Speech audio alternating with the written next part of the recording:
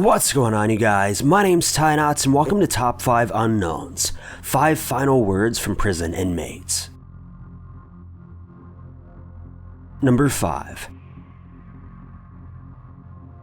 A man by the name of Patrick Brian Knight was convicted to taking the lives of 2 people back in 1991. His eventual sentencing led him to being sentenced to execution in June of 2007. Though in the months leading up to his execution, he made it very well known that he planned on telling a joke as his final dying words. He even had a small set of prisoners vote on which joke he should tell, never informing the guards of his decision. To take things one step further, Patrick even created a website in which members of the public could log on, vote, and even cast their recommendations about what his final words should be. The website eventually gathered over 1,300 recommendations. Though, as it would turn out, there was no winner to the competition, as Patrick knew what his final words were going to be all along. Instead of sharing any of the submissions, or using any of the jokes he supplied to his fellow inmates, he stated, "Not all of us are innocent, but those are. I said I was going to tell a joke, but death has set me free, and that's the biggest joke. I deserve this. And now the other joke is that I'm not Patrick Brian Wright, but you can't stop this execution now.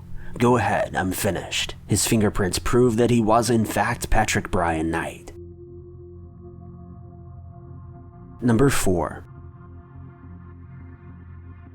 A man named Kelsey Patterson was sentenced to execution after he was found to have taken the lives of 2 innocent and random people. His excuse for this was that he was a paranoid schizophrenic and claimed that an electronic chip had been implanted in his mind, making him do it. In fact, to add to this, he was found wandering the streets naked immediately after the attacks. Though regardless of this, he was sentenced to execution because the state feared what he may do if he ever managed to escape or get released. While his case was met with the usual court hang-ups, he was finally set to be executed in 2004. When asked if he would like to issue a final statement, he said, "A statement to what? State what? I'm not guilty of this. Steal me and my family's money. My truth will always be my truth. There's no kin and no friend. No fear of what you do to me. No kin to you, Undertaker. Get my money, get my rights, and give me my life back." Number 3.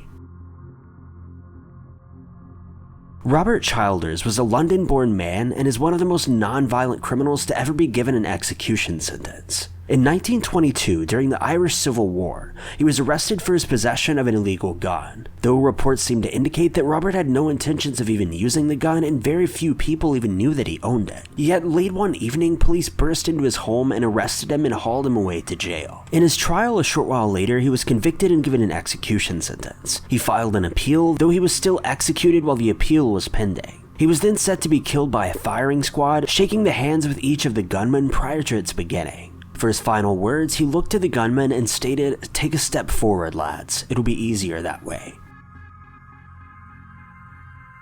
Number 2.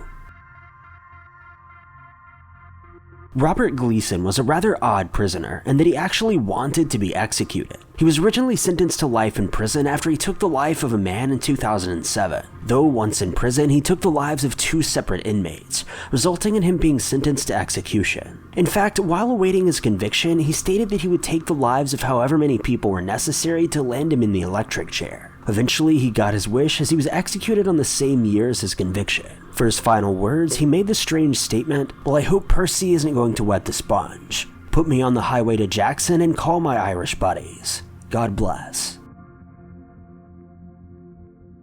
Number 1.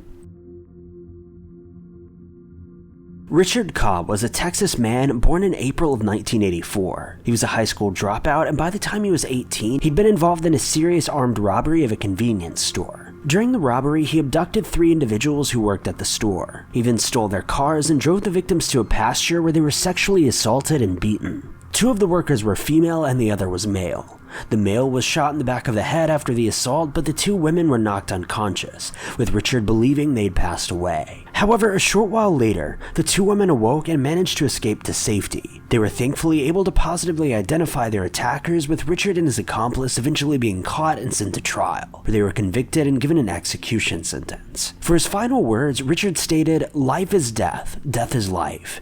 Life is too short to harbor feelings of hatred and anger." As soon as the drugs began to kick in, he proclaimed how great they made him feel and thanked the warden. Up until the moment of his passing, Richard showed no remorse for his actions.